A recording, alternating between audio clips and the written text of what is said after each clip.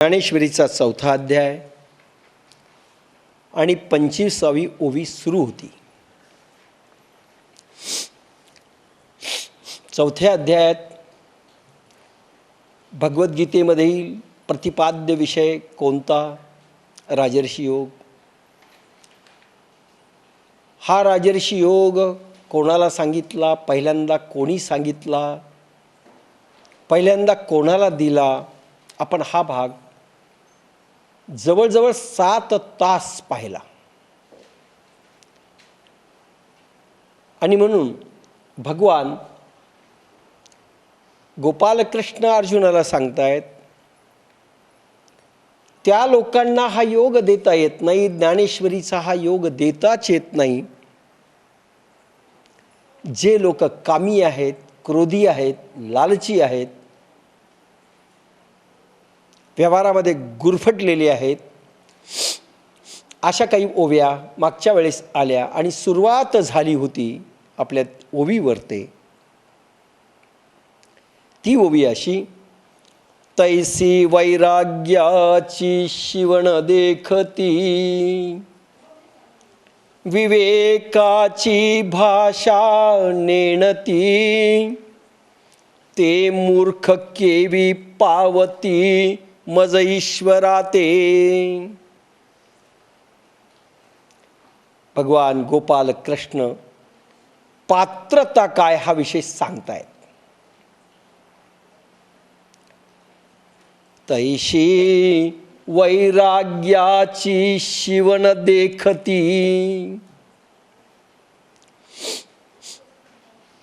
राजर्षी योगाचे किंवा भगवद्गीतेतील ईश्वरी योगाचे अधिकारी कोण? हा पहिल्यांदा विषय भगवान गोपालकृष्ण अर्जुनाला सांगतायत. म्हणून मागच्या वेळेस सुरुवात झाली होती वैराग्यामध्ये नाही, पण वैराग्याच्या शिवेपर्यंत, बॉर्डरपर्यंत देखील जे आलेले नाहीत ते कुचकामी आहेत. आता वैराग्य म्हणजे काय आणि ते वैराग्य कोणाला येतं म्हणून समजावं, हा विषय जरा मी मांडतोय. थोडाफार सांगितला होता आणि वेळ संपला. आता तो विषय थोडा सविस्तर घेतोय. वैराग्य कोणाजवळ असू शकतं? असं ज्यावेळेस जनरल पब्लिक, भक्तमंडळी किंवा जनमानसामध्ये काही गोष्टी रूढ झालेल्या आहेत, त्या अशा की जे कोणी साधुसंत असतील, कीर्तनकार असतील, प्रवचनकार असतील, भागवतकार असतील, संन्यास घेतलेले असतील, पीठाधीश असतील, मठाधीश असतील, संसार सोडलेला असेल, भगवी वस्त्र धारण केलेले असतील, विद्वान असतील, ते म्हणजे वैराग्यशाली. ही एक कल्पना आहे आपली.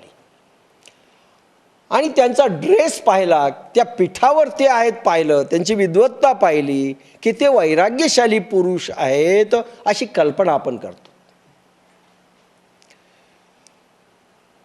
आणि त्यांना आपण गुरु मानतो. आता गुरु कशाला म्हणायचं आणि सद्गुरू, अजून थोडासा फरक. तसा आपण हा फरक 5-6 काही तास मांडलेला आहे.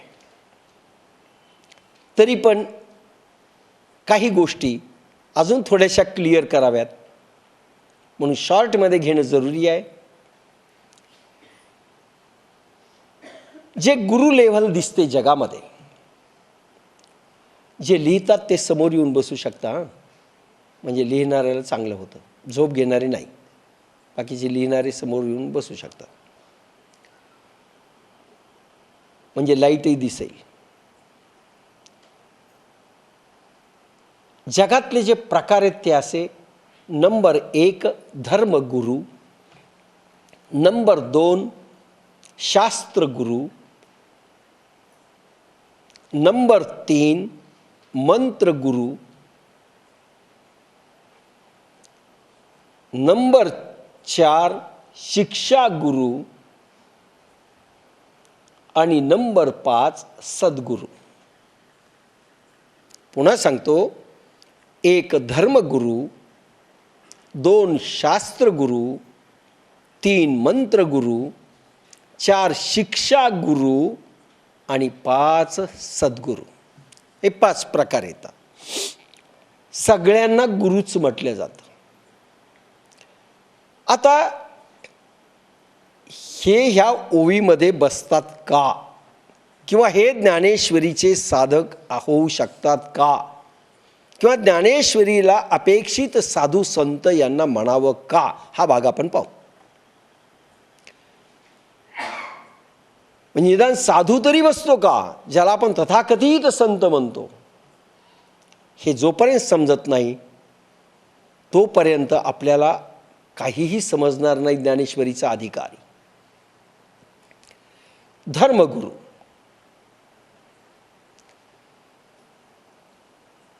धर्मगुरू म्हणजे ज्याच्यामध्ये येतात भगवान येशू ख्रिस्त, भगवान गौतम बुद्ध, भगवान महावीर, भगवान ज्ञानेश्वर, तुकाराम, कबीर, मोहम्मद पैगंबर वगैरे वगैरे वगैरे.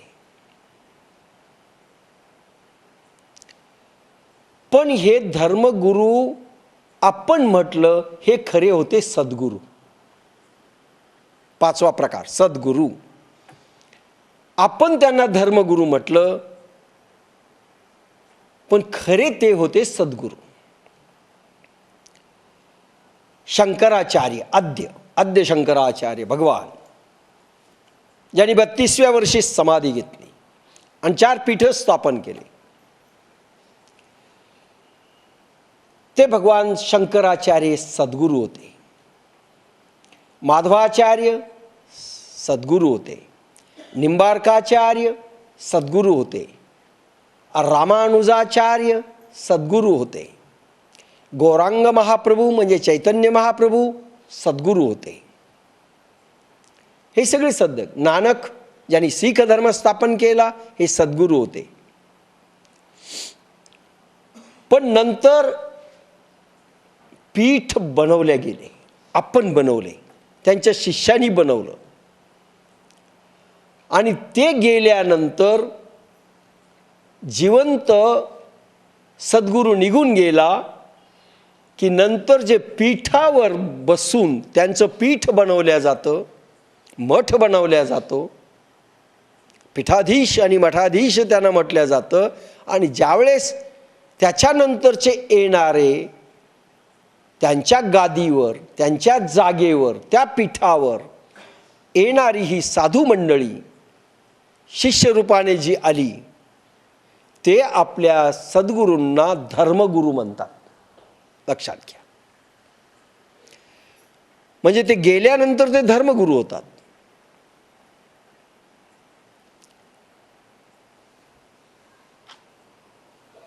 पण नंतर पीठ बनले, त्यावर ते विराजमान जे झाले आणि त्याच्यानंतरच्या येणाऱ्या पिढ्या ह्या धर्मगुरू झाल्या. ते सद्गुरू नाही. भगवान शंकराचार्य, आद्य शंकराचार्यांच्या पीठावर जे जे नंतर बसले आणि आज आहेत ते सगळे धर्मगुरू आहेत. भगवान महावीरांच्या पीठावर बसलेले 24 तीर्थंकरानंतर जे जे आले ते सगळे धर्मगुरू आहेत. लक्षात घ्या, थोडा नीट विषय. हे सगळे धर्मगुरू आहेत. महावीर धर्मगुरू नव्हते, आपण म्हटलं त्यांना धर्मगुरू, ते सद्गुरू होते. पण महावीरानंतर येणारी सगळी पिढी आणि आज अस्तित्वात असलेली ही सगळी धर्मगुरू आहेत. नानक गुरु गोविंद सिंगापर्यंत ठीक आहे, गुरु गोविंद सिंग, त्याच्यानंतरचे काही लोक जे आली त्यानंतरचे सगळे धर्मगुरू. गुरु गोविंद सिंगानंतर जे जे आले ते सगळे धर्मगुरू झाले. कबीर सद्गुरू होते, पण नंतर कबीर पंथीयामध्ये जी साधू संत आली ही सगळी धर्मगुरू.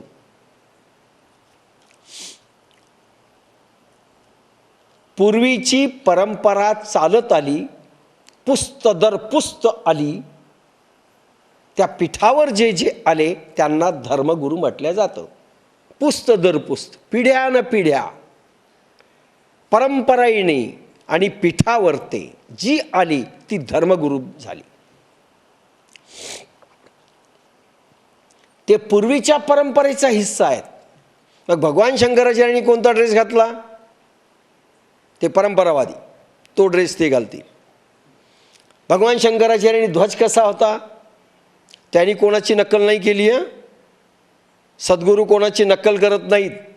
धर्मगुरू सद्गुरूंची नक्कल करतात. धर्मगुरू नाही, सद्गुरू स्वतंत्र बाळ आहे.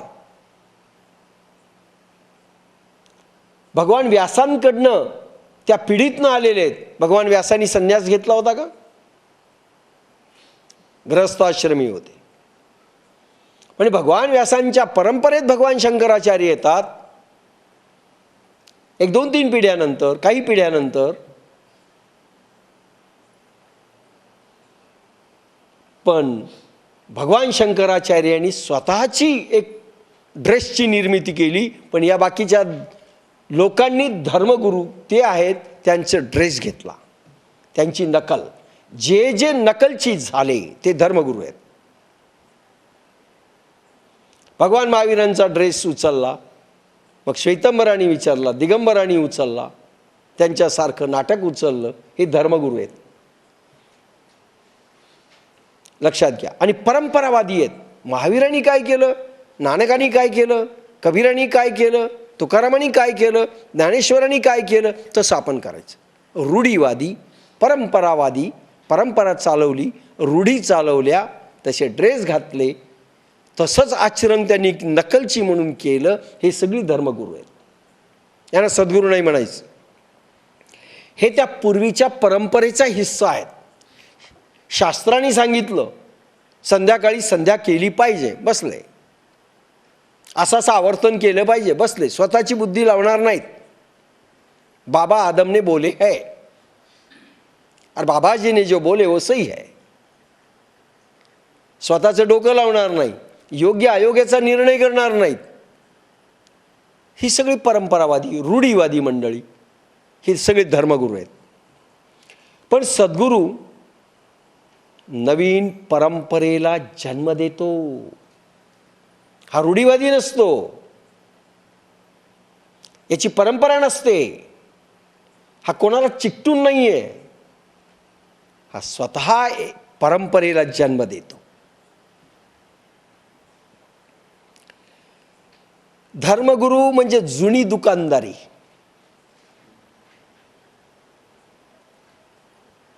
धर्मगुरू म्हणजे जुनी दुकानदारी.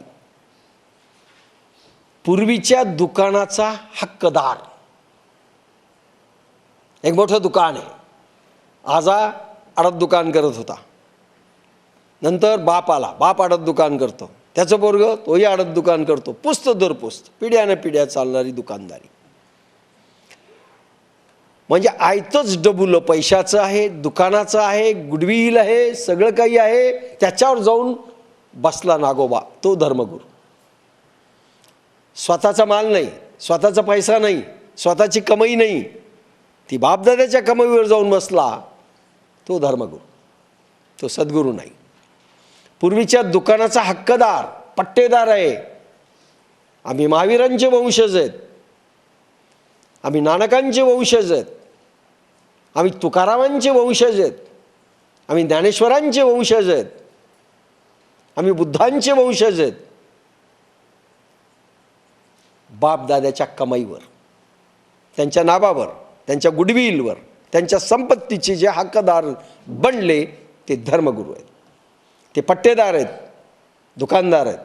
त्यांचा स्वतःची संपत्ती, माल काही नसतो. कुठलेही सध्याचे धर्मगुरू पहा, त्यांची केस हिस्ट्री मागची पहा, कसे आहेत ते. त्यांची जर केस हिस्ट्री तुम्ही पाहिली, कुठल्या तरी घरातून निघालेले, संन्यास घेतला की धर्मगुरू झाले. तपश्चर्या नाही, अनुभव नाही, सगळ्या धर्मामध्ये, सगळ्या पंथांमध्ये हीच भानगड आहे. स्वतःचा माल काही नाही. की ज्या पीठावर जाऊन बसले तो बापदाद्यांच्या मालांचे हक्कदार झाले. त्यांचा स्वतःची संपत्ती माल काही नसतो, पण आध्यात्मिक बाजारात त्यांना प्रतिष्ठा आहे. त्यांना मात्र प्रतिष्ठा आहे बरं का आध्यात्मिक बाजारात. ह्या शंकराचार्यांच्या पीठावर आहेत, हे माधवाचार्यांच्या पीठावर आहेत, हे निंबार्काचार्यांच्या पीठावर आहेत. बाजारात त्यांना किंमत आहे. म्हणून आपण तो काय करतो, त्यांनी काय केलं हे ना पाहता लगेच लोटांग, घालीनं लोटांगण, जोडीनं चरण, बस दिसला रे दिसला की घातलं लोटांगण. अरे रात्रीतून संत झाला, ड्रेस घेतला रे घेतला की दुसऱ्या दिवसापासून सगळे साष्टांग लोटांगण दंडवत. हे भाग्य तुकारामांना मिळालं नाही, हे भाग्य ज्ञानेश्वरांना मिळालं नाही, हे कबीरांना मिळालं नाही, हे महावीरांनाही मिळालं नाही, हे बुद्धांनाही मिळालं नाही. त्यांच्याजवळ बापदाद्यांचा मालच नव्हता. हे हकदार आहेत. पण आध्यात्मिक बाजारात यांना मात्र प्रतिष्ठा आहे. लक्षात घ्या, सद्गुरू स्वतःच्या पायावर उभा आहे. तो बापदाद्याच्या इस्टेरीवर नाही, बापदाद्यांच्या नावावर नाही, स्वतःच्या पायावर उभा आहे. मोदीजी महाराज कोणाच्या पायावर उभे राहिले? ठीक आहे, मोदीजी महाराजांच्या पायावर बाप्पासाहेब उभा राहिले असतील, आपण उभे राहिले असू, पण मोदीजी महाराज कोणाच्या पायावर उभा राहिले? कुठला त्यांचा गुरु कोण दाखवता येईल? कोणी नाही. होते नाव माहीत नाही. मग बाजारात काय किंमत आहे? काही नाही. कोणाच्या परंपरेतले सांगता येत नाही, किंमत नाही. सद्गुरू स्वतःच्या पायावर उभा असतो. कक्कापासून तो सुरुवात होते त्याची. कक्का, किक्की, कुक्कू यांचा माल आधीचे सगळा. कक्का किक्की नाही, एकदम PhD. त्यांना येऊ न येऊ. मौनी बाबा देखील PhD होतो. एखाद्या मंदिरातला आपल्याकडे आहे मौनी बाबा, बोलत नाही, पण त्या पीठावर आहे ना हकदार झाला प्रतिष्ठेचा. समाजामध्ये किंमत आली.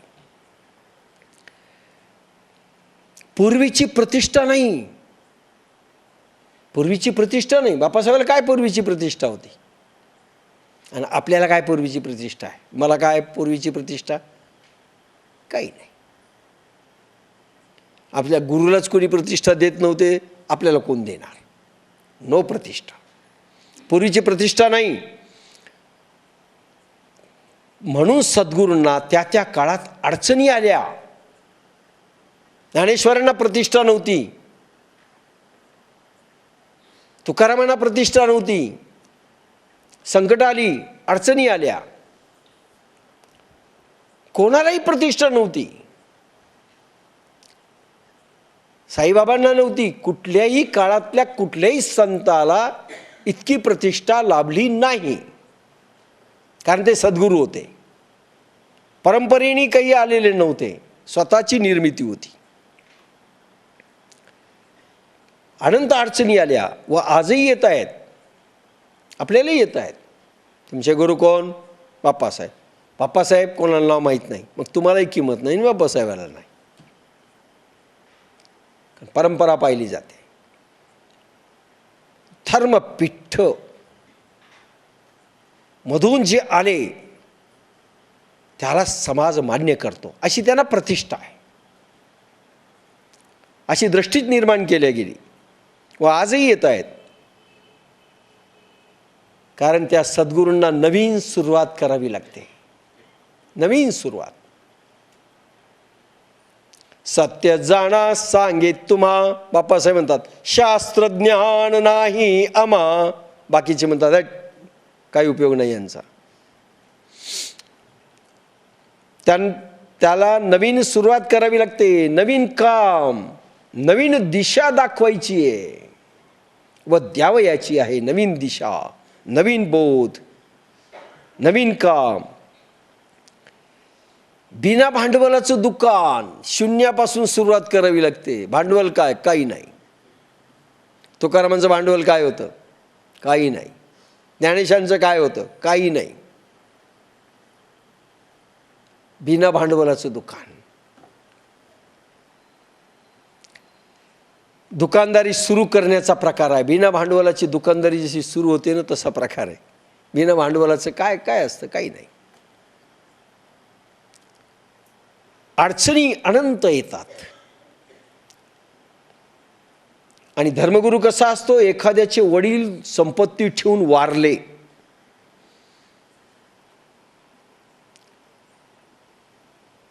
संपत्ती सोडली आणि तुम्ही त्या दुकानावर जाऊन बसले. धर्मगुरू तुम्हाला म्हटलं जातं, सोय आहे, अडचण काही नाही. काय अडचण आहे? संपत्ती आहे, डावाडोल आहे, सगळं काही आहे, शानदार आहे.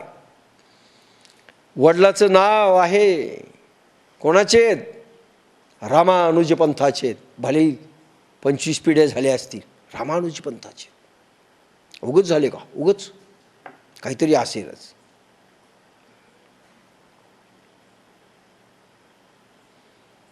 उगीच कथा माहिती आहे का तुम्हाला? उगीच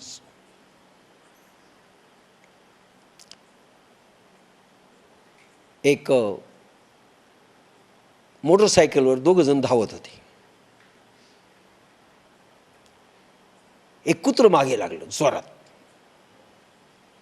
त्या मोटरसायकलच्या.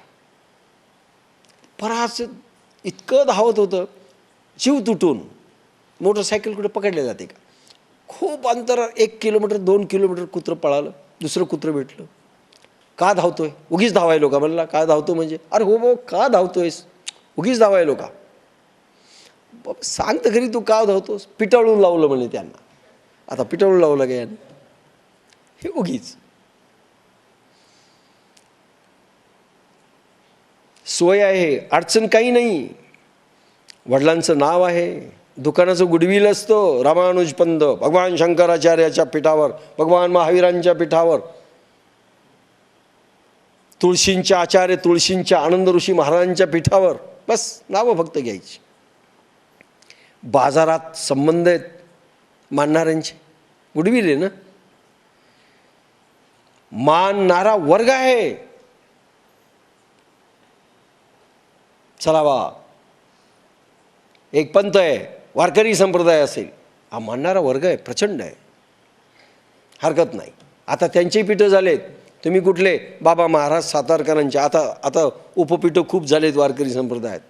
तुम्ही साखरे महाराजांच्या ह्याच्यातले, तुम्ही वास्करांच्या फडातले. फडं झालेत आता. फडं म्हणजे पीठं. किती दिंड्या तितके फडं. म्हणजे फडकरी म्हणजे पीठकरी. मानणारा एक वर्ग आहे. सुव्यवस्थित चालणारी दुकानदारी आहे. अक्कल असो नसो, महाराज झाला, संपलं. सुव्यवस्थित दुकानदारी चालते. अगदी ठराविक कार्यक्रम असतात. वारकरी संप्रदायाचे ठराविक कार्यक्रम, मठाचे ठराविक कार्यक्रम, भागवत कथा असेल ठराविक कार्यक्रम, सगळं ठराविक आहे, सुव्यवस्थित चालतंय. व वडिलांच्या जागेवर फक्त बसायचं, एवढंच काम करायचं. वडील गेले, आपण बसायचं. आपण गेलो, दुसरा बसतो, तिसरा. सुव्यवस्थित दुकानदार आहे. मानणारा वर्ग प्रचंड आहे. पिढ्याने पिढ्या आहे. आम्ही वारकरी 3 पिढ्यापासून आहेत चालले. कारण मानणाराही आणि धर्मगुरू लेवल ही पिढ्याने पिढ्या चाललेली. धर्मगुरू सक्सेशन नाही होतो. सक्सेशन वारस हक्क. कधी मुलगा होतो, गादीवर बसतो, आणि मुलगा नाहीच तर मग शिष्य बसतो. आजकाल जास्त पोरच बसायले. जसं लीडरच्या जागेवर लीडरच येतो, तसं नाहीच कोणी सापडलं मग एक शिष्य बसतो त्या जागेवर. सद्गुरू अनुभवाने होतो, वारसाने नाही होत. धर्मगुरू वारसाने होतो, सद्गुरू अनुभवाने होतो. जितके साधू संत संन्यास घेऊन सध्या बसलेले आहेत किंवा त्या पीठावर गेलेले आहेत, हे अनुभवाने गेलेले नाही आहेत. हे सक्सेशननं आलेले आहेत, वारस हक्काने आलेले आहेत. कोणी बनवलं, बनले. हमको दीक्षा भगवान शंकराचार्य ने दी. आताचे भगवान शंकराचार्य काय असतील ते, बस हम हो गए. त्यांनी आम्हाला म्हटलं ना, तुम्ही संन्यासी झालो डिक्लेअर, बस. सद्गुरू अनुभवाने होतो. भगवान कृष्ण सद्गुरू आहेत, ते धर्मगुरू नाहीत. धर्मगुरूकडे धर्मच नसतो, नाव आहे फक्त धर्मगुरू. खरं म्हणजे पीठ गुरु म्हणायला पाहिजे, पीठांचे गुरु. अनुभव देण्याची क्षमता नसते, आता खरा शब्द आला. शिष्याला अनुभव देण्याची क्षमता नसते यांच्याकडे.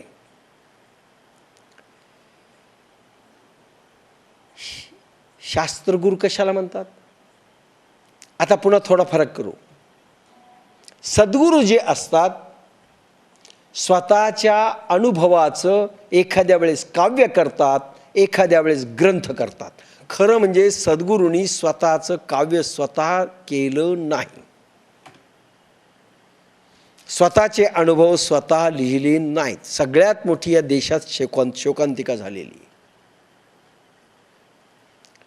भगवान व्यासांपर्यंत ठीक आहे, नंतरचं सगळं जे भांडार आलं स्वतःचं आलं नाही. भगवान महावीरांनी कुठलाही ग्रंथ लिहिला नाही, गौतम बुद्धांनी लिहिलं नाही.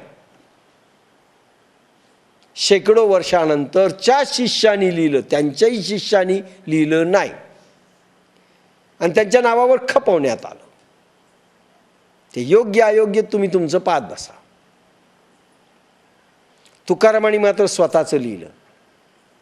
ज्ञानेश्वरांनी जरी भगवद्गीतेचं लिहिलं तरी अमृतानुभव हा स्वतःचा ग्रंथ लिहिला, अनुभवाचा. अमृतासारखे स्वतःचे अनुभव त्यांनी लिहिले. त्यांनी लिहिले ते सद्गुरू होते. पण त्यांनी शास्त्र लिहिल्यानंतर किंवा त्यांना काय अनुभव आले असं सांगून ज्या शिष्यांनी शास्त्र लिहिली, ती शास्त्र वाचणारे आणि त्याचा अर्थ सांगणारे याला शास्त्रगुरू म्हणतात. म्हणजे सद्गुरूंचा आलेला अनुभव जो शब्दांमध्ये ज्या पोथीमध्ये व्यक्त झालाय, त्या पोथ्या सांगणे, त्याचा अर्थ सांगणे, वेद ज्यांनी लिहिले त्याचा अर्थ सांगणे, त्याचं प्रवचन करणे, हे शास्त्रगुरू बनले.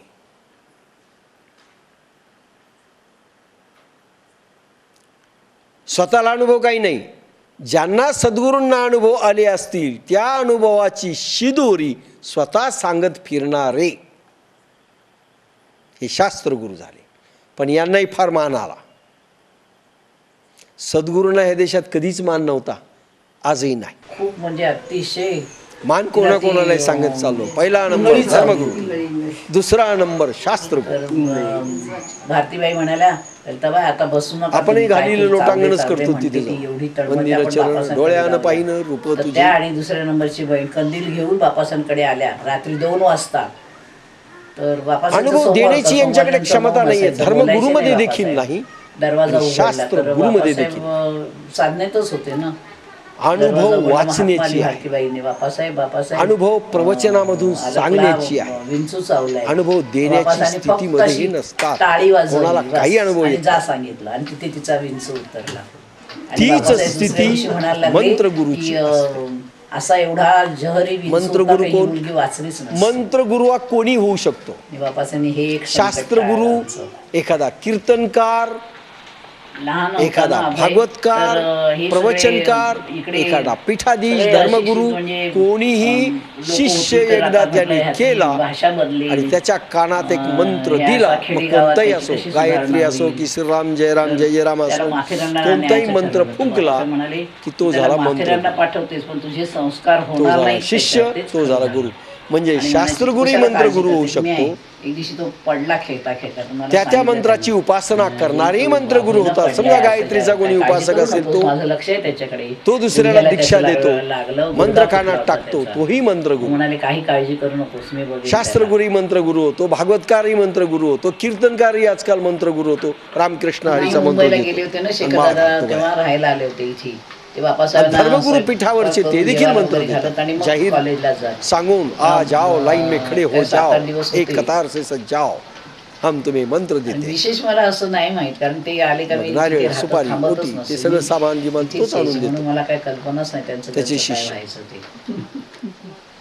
मग तिथे सगळे दक्षिणा मंगळच्या किती वास्तू पाहिजे, तिथे केला होता यज्ञ. सगळे प्रकार आहेत. तर हे सर्व मंत्रगुरू पुण्यातले यांच्यातही ब्राह्मण मंत्र आणले होते घेतल्यानंतर बापासाहेबांनी. आपण आणि मंत्र वेदी वगैरे छान घेण्यापूर्वी बांधली आणि होती. मंत्र घेतल्यानंतर कुंडलिनी 7-8 जागृत तास तो झालेली चालला होता. नसेल तर हेही आणि इथे जेव्हा केलं ना, डिशुम डिशुमच तेव्हा आहे. काही हेच नव्हतं, म्हणजे अशी सामुग्री सगळी आणली गेली नव्हती ना, तेव्हा खूप वेळ गेला. आसाराम बापूंनी फार म्हटलंय, देशपांडे हे गुरु कसे औरंगाबादचे असतात, ते आले होते. तेव्हा कान्यामान्या तर कुरु, दुपार झाली होती. मै दुपार तेरा नंतर गुरु, संध्याकाळी सुरुवात झाली. दक्षिणा धर आणि इथे आणि फिर जा बाहेर की मर. व्हरांड्यात वेदी बांधली होती. बापासाहेब बसले होते आणि डॉक्टरांना बसवलं कान्यामान्या होतं कुरु, तेव्हा. मै तेरा गुरु, ते दक्षिणा रात्रभर धर तो चालू होता. फिर जा की मर. आणि तू पहाट फिर जा, झाल्यामुळे दक्षिणा टाक, सर्वजण पळून जा. गेले, कोणी जेवलं नाही. आणि म्हणजे रामदासांनी आता उठल्याबरोबर सांगितलं, तरी काय जेवणानं बापा शिष्या म्हणाले, "नाही, शिन असा लावते यज्ञ झाला का साधन, अन्नदान झालं पाहिजे, लोक जेवून न वगैरे गेली करीती पाहिजे." पण कोणी इंद्रिय थांबायलाच तयार दमन, नव्हतं, कारण रात्रभर ऐसे गुरु सगळेजण आडक्याचे बसलेले तीन, होते ना, पण कोणी भेटले थांबायलाच तयार तरी नाही. त्यजावे. तुम्हाला रस्त्यात जरी भेटले, छट म्हणायचं, गेट आउट, तुम्ही आमचे गुरु नाही. इंद्रिय दमनांचा अभ्यास देऊ शकत नाही, इंद्रिय शमनांचा अभ्यास देऊ शकत नाही. ते मंत्रगुरू. अरे मंत्र माहीत होता ना, कोणी गायत्री मंत्र देतं, करा उपासना, आपल्याला वाटतं मंत्र दिला. अरे काय तोय दगड. तुकारामांनी स्पष्ट शब्दात सांगितलं, बहुदुदड झाली जरी गाय म्हैस, तरी काय होईल कामधेनू, उदंड शहाणे होत तर्कवंत, परीने नवे अंत विठोबाचा. पंडित म्हणा, ज्ञानी म्हणा, कीर्तनकार म्हणा, प्रवचनकार म्हणा, ते बहुदुधड गाय म्हणा, गाय चांगली दूध देणारी म्हणा, पण कामधेनू म्हणू नका. कामधेनूचा अधिकार येणार नाही त्यांना. दगडाची नाव आधीच ते जड, ते काय दगड तरू जाणे. दगडाच्या नावेत तुम्ही दगड जाऊन बसलात, म्हणजे दगडाची नाव गुरुची आणि त्याच्यात तुम्ही एक दगड बसलात, दोघंही बुडणार.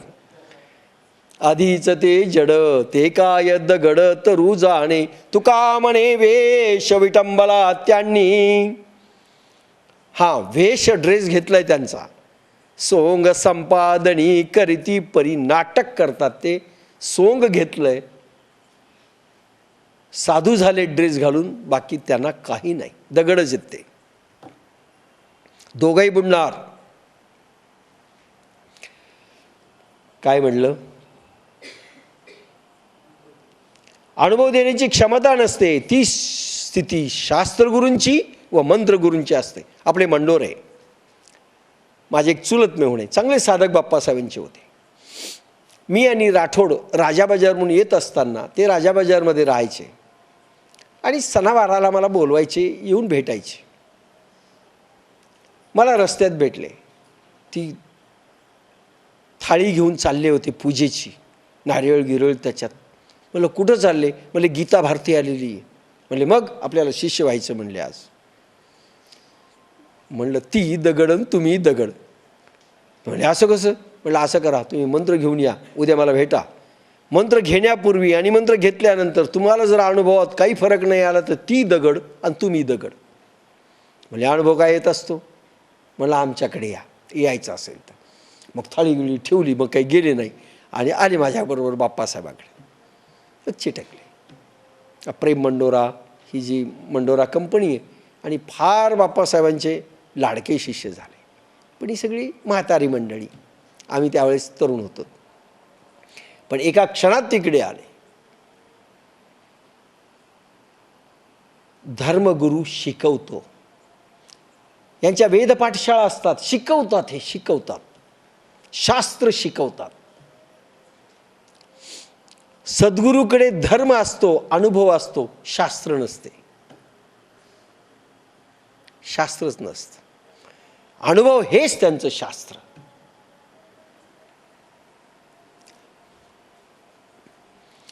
धर्मगुरूकडे व्यवस्था असते, व्यवस्था. म्हणून बाप्पासाहेबाला मोदीजी महाराजांनी स्पष्ट सांगितलं, अभंग करू नका, आपले अनुभव लिहून जा, ते आपले वेद आहेत. अरे वेदामध्ये दुसरं काही नसणार. आपण जे अनुभव सरळ सोप्या भाषेत लिहिले ते वेदामधले अनुभव असतील, ते उपनिषदामधले अनुभव असतील, ते ज्ञानेश्वरीमधले अनुभव असतील. नंतर वाचून पहा बरोबर आहेत का नाही.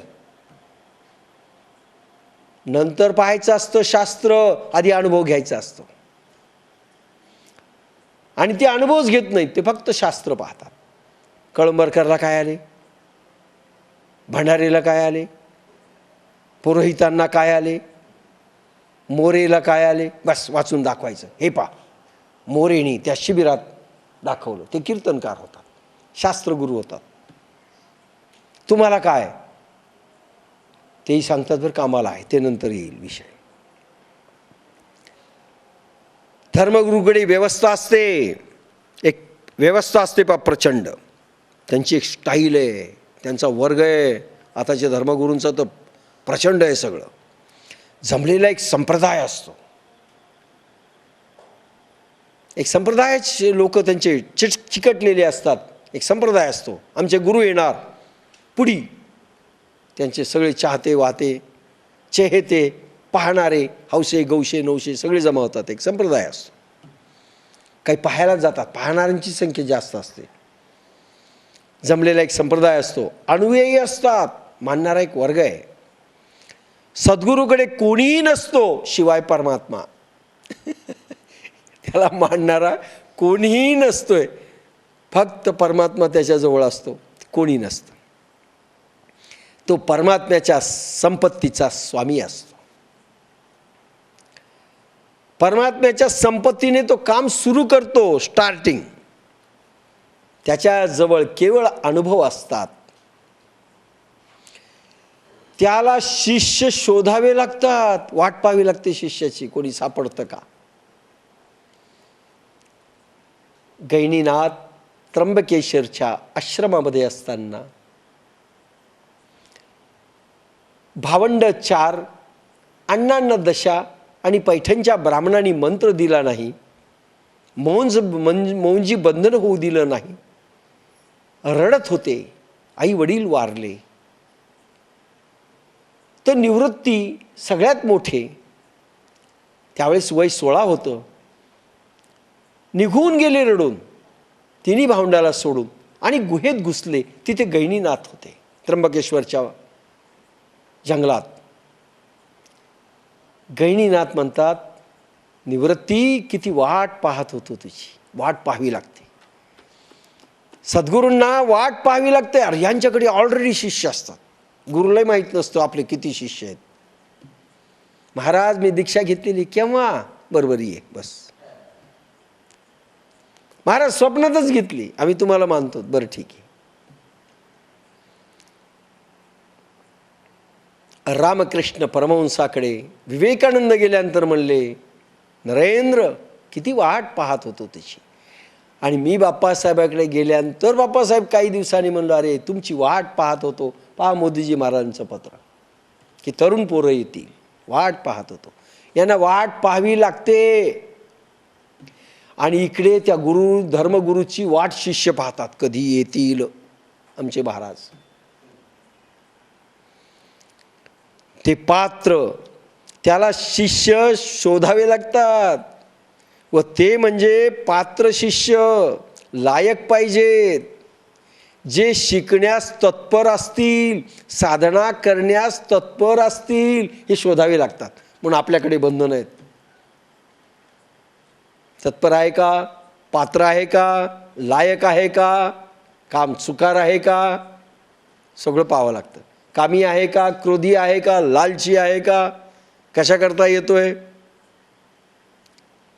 जे शिकण्यास तत्पर आहेत असे शिष्य मिळणे कठीण. त्या सद्गुरूंना त्यांच्यावर विश्वास बसणे कठीण. ते असे असतात, साधे ड्रेस नसतो ना, काहीच नसतं. आता पहा, प्रत्येक सद्गुरूंचा ड्रेस पहा. साईबाबांचा पहा, ते फडकं अवलियासारखं, टोपी देखील नाही, ते पहा पांढरं फडकं असं बांधलेलं असतं. गजानन महाराज शेगाव पहा, एक लंगोटी सोडलं तर काही नाही, एक चिलीम हुक्का. अक्कलकोटचे स्वामी पहा, एक दुसऱ्याचं नाटकच नाही, जे आवडलं ते केलं. तुकारामांचा ड्रेस पहा, साधं. ज्ञानेश्वरांचा साधा, संन्यासाचा ड्रेसच नाही, साधे. त्या काळात काय धोतर असेल, बंडी असेल, पटका असेल, तेच. कोणी कोणाची नकल केली नाही. गुरुची नकल शिष्याने केली नाही. मोदीजी महाराज जसे राहत होते ती नकल बाप्पासाहेबांनी केली नाही, आणि बाप्पासाहेबची आम्ही केली नाही. अनुभवाच्या पायावर ज्यांची इमारत उभी राहते त्यांना परंपरा, रूढीवादता आणि त्यांचे ड्रेस हे मान्य नसतात. बाप्पासाहेबांनी धोतर घातलं म्हणून आम्ही धोतर घातलं नाही. आणि आम्ही सध्या जे घालतोय, एखाद्या वेळेस जीन पॅन्टवरचा येणारा सक्सेसर असेल, मी जीन पॅन्ट घालत नाही, तो घालेल, काय सांगावं.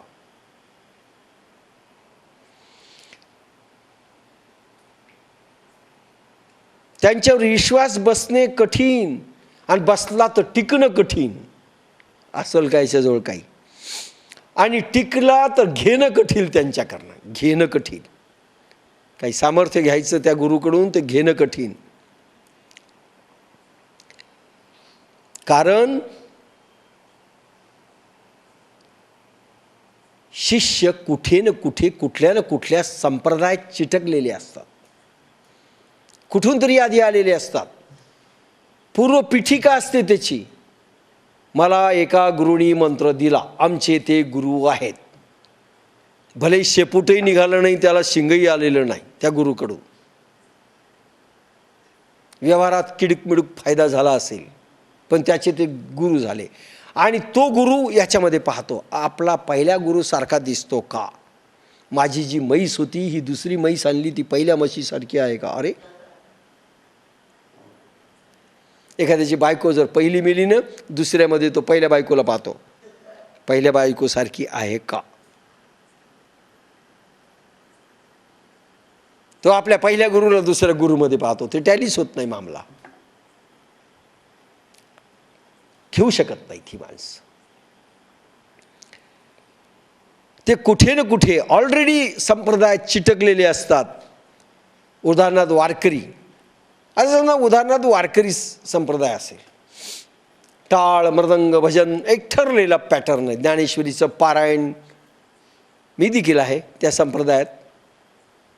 मला सगळं येतं, मला अभंग म्हणता येतात, मला कीर्तन येऊ शकतं, चांगला करील, महाराष्ट्र गाजवील मी जर उभा राहिलो तर. मला गायन येतं, मला सगळं येतं, मला अभंग येतात, मला गवळणी येतात, मला सगळं येतं. पण बाप्पासाहेब मिळाल्यानंतर ते बालवर्गाचा धडा म्हणून त्याला ट्रीट केलेलं आहे मी. आता यांच्याकडनं PhD मिळाली, मी 2 वेगळं काढलं आहे. अनादर केलेला नाही, कारण त्याच्यातनं मी आलो, मी मुळात वारकरी संप्रदायातनं आलो. पण एकदा का तुम्ही चिटकले आणि तुम्ही जर दुसरं घेऊ शकले नाही, मी चौथीत मी डोमिनेंट आलो, मी 5वीत जाणार नाही, डोमिनेंट आलो, बसा, पुढे सरकत नाही ती माणसं. म्हणून ते वारकरीच पाहतात, हे गवळणी म्हणतात का, हे भजन म्हणतात का, हे मृदंग वाजवतात का, हे कीर्तनं करतात का, हे पारायणं करतात का? नाही, मग यांचं तर वेगळंच दिसायलं आहे. आम्हाला विचारतात, किती पारायणं केले तुम्ही? मला पारायण, मला दरक नेहमी म्हणायचे, तसे मी 2-3 केले. पण तुम्हाला महाराष्ट्रातला प्रसिद्ध विद्वान म्हणतात ज्ञानेश्वरीचा, आणि त्यांना माहिती नाही की कधी ज्ञानेश्वरी उघडून तुम्ही पाहिली नाही. हे विश्वासच बसणार नाही. मला खरं आहे, नाही बसणार विश्वास की मी अर्थ पाहून येतो आणि मी ज्ञानेश्वरी पाहिली, नाही बसणार विश्वास. हे खरं आहे. कोणी शैव पंथ असतं, बाबा आम्ही शैव आहेत, आम्ही लिंगायत आहेत, कोणी म्हणतं आम्ही जैन आहेत, कोणी म्हणतं आम्ही बौद्ध आहेत, आम्ही यावं का? एक जैन जोडपं आलं परभणीतलं, नाव सांगत नाही, कॅसेटमध्ये येऊ नये. आले, 1-2 महिने टिकले. मग काहीतरी कुडूक काहीतरी घरात झालं. म्हणले आम्ही जैन धर्मीय तुमच्याकडे आले म्हणून तर नाही भानगड झाली. म्हणलं आत्ता बंद करा उद्यापासून. कुठेतरी अटॅच झालेले संप्रदायातले लोक आणि झापड्या सगळे बसलेले ते पुढे कामी येत नसतात. पण ती कुचकामी असतात, कोणी कुठे ना कुठे अटॅच असतो. सगळ्यात मोठी भानगड. बाप्पासाहेब म्हणायचे कोरी पाटी पाहिजे, कोरी पाटी, त्याच्यावर फोटो काढता येतो. आणि आधीच तुम्ही चिडबीड करून आली तर घोटाळा आहे. म्हणजे कसं उदाहरण देतो. एक फॉरेनमध्ये संगीतकार होता, फिडोला काहीतरी त्याचं नाव आहे, फेडरिक्स. त्याच्याकडे शिष्य शिकायला गेला.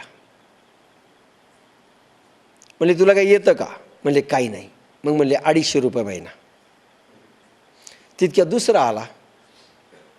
म्हणले आपल्याला शिकायचं, ट्युशन लावायचं. म्हणले तुला काही येतं का? येतं म्हणले. काय काय येतं? हा राग येतो, ते राग येतो, ते येतं, थोडं फिडल वाजविता येते, काय येतं? ते म्हणले तुला 500 रुपये महिना. तुम्हाला ज्याला काही येत नाही त्याला 250, आणि मी येतं म्हणलं की मला 500. म्हणले पहिलं पुसून टाकावं लागेल, त्याला फार कष्ट पडतील. पहिल्या गुरुने जे शिकवलं ना ते पुसायला फार कष्ट पडतील, म्हणून 250 जास्तीचे घेणार. पहिल्या गुरूंची प्लेट पुसावी लागते, त्यावेळेस नवीन चित्र जन्म घेत असतं. आणि म्हणून हे टिकतच नाही, कारण यांना लौकिक नाही, यांचं सांगणं उलट. म्हणून आपल्याकडे एक बाई आली होती गेल्या शिबिरात, नाव घेत नाही, नाव तर घेत नाही, पण जवळा बाजारची होती. म्हणले माझं फार मोठं श्रद्धास्थान आहे. कुठे? अक्कलकोट. म्हणा आता त्या स्वामीवर हे सगळी आमची मंडळी, सुजाता भंडारे आणि तो अगदी रस लावून ऐकत होते घंटाभर. मी गेलो तिथं, स्वप्नामध्ये काय येतं काय नाही. म्हणलं वा, अक्कलकोटच्या स्वामींनी एवढं प्रचंड दिलं असेल तर आता कशाला आले तुम्ही? माझा पहिला प्रश्न. नाही पुढचं. म्हणलं का स्वामी समर्थ नाहीत का तेवढे? काहीतरी ठरवून घ्या. अक्कलकोटच्या स्वामींकडे गेल्यानंतर एवढे समर्थ नव्हते का म्हणून तुम्ही माझ्याकडे आले? आधी कबूल करा. नाही म्हणजे ते समर्थ आहेत, मग तुम्हाला काही मिळालं नाही हे समर्थ आहे का?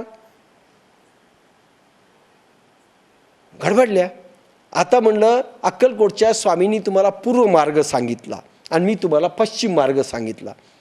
त्यांच्या पोथीत पूर्व मार्ग आहे आणि मी तुम्हाला पश्चिम मार्ग सांगितला. तुम्ही कोणाचं ऐकणार आहेत? स्वामींच्या पोथीतलं ऐकायचं असेल तर निघून जा, आणि आमचा पश्चिम मार्ग पटत असेल तर पहिली प्लेट पुसून या. त्या तशाच उठून गेल्या, कामी येत नाही. पण दुहेरी निष्ठा ज्याच्यामुळे राजकारणात सत्ता खाली पडली, दुहेरी निष्ठेमुळे. या दुहेरी निष्ठा माणसाला भोवतात.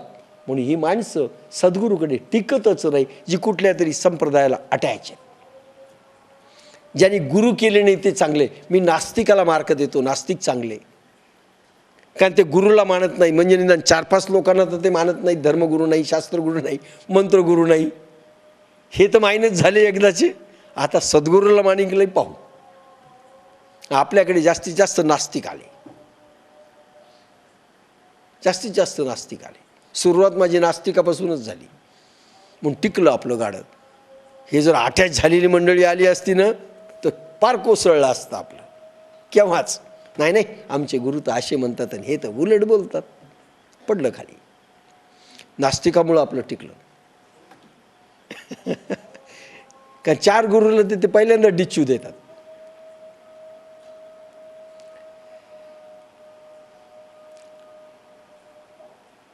कोणी शैव, लिंगायत, जैन, बौद्ध, ख्रिश्चन, मुसलमान अशा संप्रदायात जखडलेले आहेत. अनेक जण आणि अनेक जण गजानन महाराजच्या शेगावचे पोथ्या वाचतात. आम्ही त्यांचे, कोणी अक्कलकोटच्या स्वामीचं वाचेल, कोणी शिर्डीचे साईबाबा, सिरियल सध्या चाललंय शिर्डीचे साईबाबा.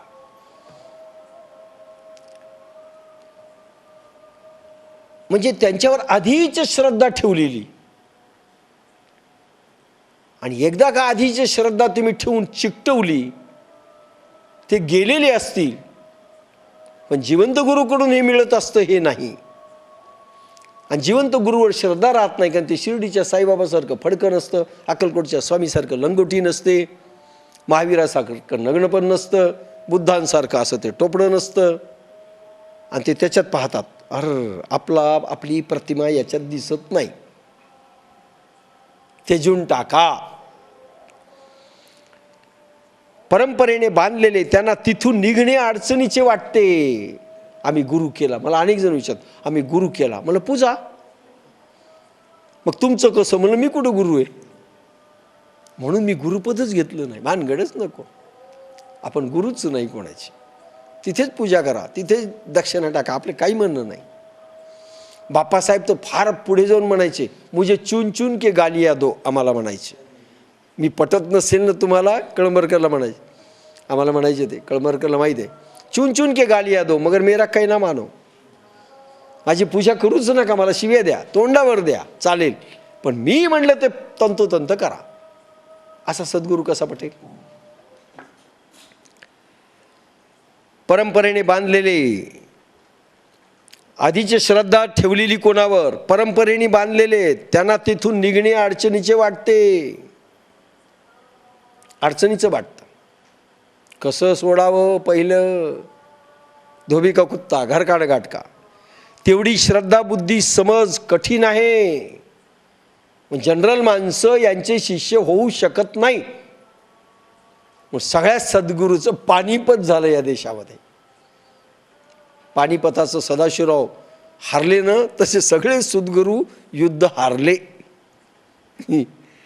श्रद्धा, बुद्धी, समज तशी त्यांना कठीण आहे, कारण त्यांच्यात राहणे देखील स्वार्थ आहे. का राहतात त्यांच्या परंपरेत? उदाहरणार्थ अक्कलकोटच्या स्वामीचे इथे 1000 शिष्य आहेत. एखादा कार्यक्रम असतील, 1000 आले. आपण अक्कलकोटच्या स्वामीला पाहण्याला जात नसतो, आपण पाहतो कोण कोण आहे. रामू शहाणे दिसतो, वा वा, तुम्ही मी गुरुबंधू, तुम्ही मी गुरुबंधू. स्वार्थांकरता आपण, का स्वार्थ आहे आपला, त्या परंपरेत चिटकून राहणे, ते सगळे गुरुबंधू होतात. म्हणून पहा, पांडुरंग शास्त्री आठवलेंचे शिष्य एक दुसऱ्याला गुरुबंध मानतात आणि खरंच ते एक दुसऱ्याला खूप मोठं सहाय्य करतात. स्वार्थ आहे. मग त्या स्वार्थासाठी अटॅच राहा. कुठेही गेले तर खायला मिळतं, प्यायला मिळतं, दवाखान्यात जायला मिळतं, फुकटात सगळं काही सोय होते. त्या परंपरेतून निघायचं कशाला? अनेक जण स्वार्थाकरता परंपरेला चिटकून राहतात. आणि ह्या सद्गुरूकडे जाऊन काय मिळणार आहे? काहीच नाही, स्वार्थही काही नाही. संप्रदायाच्या घेऱ्यातून आले तर निंदा होते. आपल्या बोरीकर बाई आहेत का इथे, त्या पांडुरंग शास्त्री आठवलेंच्या, ते काय म्हणतात त्याला, स्वाध्याय, त्याच्यात जात होते अगोदर आपल्याकडे येण्यापूर्वी. आणि त्यांनी केलं बंद. खरं समजल्यावर मला मग विचारलं, जाऊ का? मला जा, आमचं काही म्हणणं नाही, मी बंद करत नसतो, जा. गेल्यानंतर त्यांना पटलं नाही ते काहीच. मग आल्या अनेक बाया, त्यांना भेटल्या. एकदा त्या पडल्या आणि थोड्या लंगड्या झाल्या. म्हणले, देवानं तुम्हाला लंगडं केलं, तुम्ही स्वाध्याय सोडला. आता मला म्हणलं, मला असं बोलायला म्हणून त्या बोलतील. संप्रदायाच्या घेऱ्यातून आले तर निंदा होते. तुम्ही जैनपंथीय इकडे आले. अरे पोखरणाला जास्त कोणी बोलत नाही, जरा मोठ्या घरचे आहेत. देसरडाबाईचं तर पांदन केलं होतं जैनांनी. तुम्ही चालले, त्यांना आपल्याकडे ओढायचं का तुम्ही त्यांना आपल्याकडे घेऊन गेले? त्या मला म्हणायला लागले. म्हणलं, मग तुम्ही काय उत्तर दिलं? मी थोडी सोडते म्हणले, त्यांना आपल्याकडे आणायचं म्हणलं, आपण नाही जायचं म्हणले त्यांच्याकडे वाहत. घेऱ्यातून आले तर निंदा होते, माफी मिळत नाही, कष्ट पडतात, दंड होतो, संकट आणतात लोक. त्या संप्रदायातले खास शिष्य तुम्ही दुसरीकडे निघून गेले तर तुम्हाला दंड करण्यात येतो. आणि त्यांच्याकडे गेले तर सामाजिक सुविधा मिळते. हा काय, इतके शिष्य आहेत, तुम्हाला आम्ही हे करू, चला आपल्या गुरुबंधूचं दुकान आहे, जरा आपण प्रोत्साहित करू. सामाजिक सुविधा मिळते, प्रतिष्ठा मिळते, ती बंद होऊन जाते ना जर आपण इकडे आलो तर. आपले जे असतात ते परके होतात सद्गुरूकडे गेल्यानंतर. परंपरेकडे आले, आपले जे असतात. आता समजा तुम्ही एखाद्या महाराजांकडे गेले, त्याच्याकडे 500 शिष्य आहेत. आता तुम्ही इकडे आले तर 500 शिष्यापासून मुकले, आणि तुम्ही इथे किती शिष्यांमध्ये गुरफटले? 100, 125, 150. मायनस किती झाले? 350 शिष्य आहे की नाही. म्हणून आपले होतात ते परके होतात. ते गेले की ते लोक शिष्य म्हणायला लागतात, काही नाही, हे बिघडलं, दुसरीकडे चाललंय, याला बोलू नका जास्त. मग त्याला पोथीलाही बोलवत नाही, समाप्तीलाही बोलवत नाही, बिघडलंय याला बोलू नका.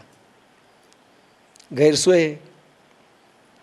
आपले होते ते परके होतात, नाराज होतात, त्यांची सुविधा, बळ, संपत्ती, शक्ती कमी होते. म्हणून ज्या झेंड्याखाली तुम्ही आहात तेथून निघणं कठीण आहे. वारकऱ्याचा झेंडा, तर मग त्या झेंड्याखालीच तुम्ही, भगवा झेंडा, निळा झेंडा, पांढरा झेंडा, हिरवा झेंडा, ज्या झेंड्याखाली तुम्ही आहात ते झेंडा बरा वाटतो, निघणं जरा कठीण वाटतं. म्हणून सद्गुरूकडे माणूस जात नाही व धर्मगुरू बरोबर उभे राहावे लागते. धर्मगुरू बरोबर उभे, त्यांनी मोर्चा काढला की मागे सगळे, सद्गुरूंनी काढू दे, त्याच्याबरोबर कोणीच जात नाही.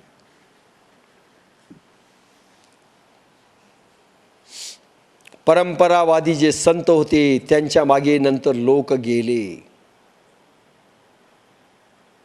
सद्गुरूमध्ये 2 प्रकार, एक परंपरावादी संत आणि एक बगावत करून उभे राहिलेले संत, हे 2 प्रकार. परंपरावादी संतांमध्ये तुळशीदास येतात. मग तुळशीकृत रामायणाचा विषय हा रामायणातून घेतलेला आहे आणि त्याच्यामधलं लिखाण सगळं परंपरावादी आहे, शास्त्राला धरून आहे. लक्षात घ्या. म्हणून त्यांचा प्रभाव, प्रचार, प्रसार 6 प्रांतात झाला आणि 6 प्रांताच्या मधल्या लोकांमध्ये झाला. तुळशीकृत रामायण घराघरात गेलं.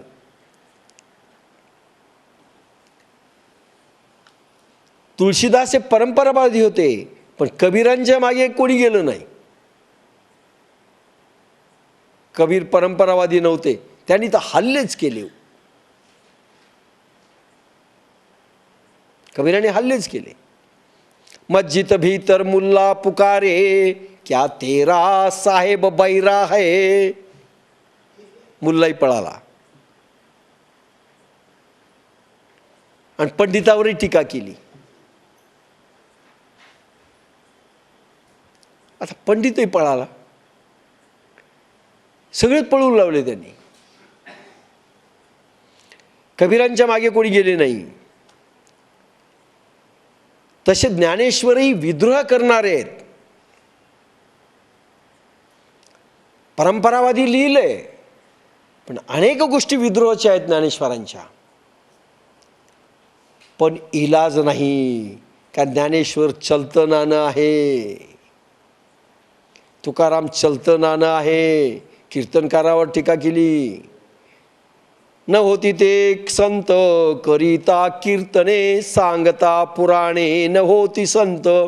पण ते अभंगच काढत नाहीत, पण चलतं नाणं आहे म्हणून गपचूप आहेत.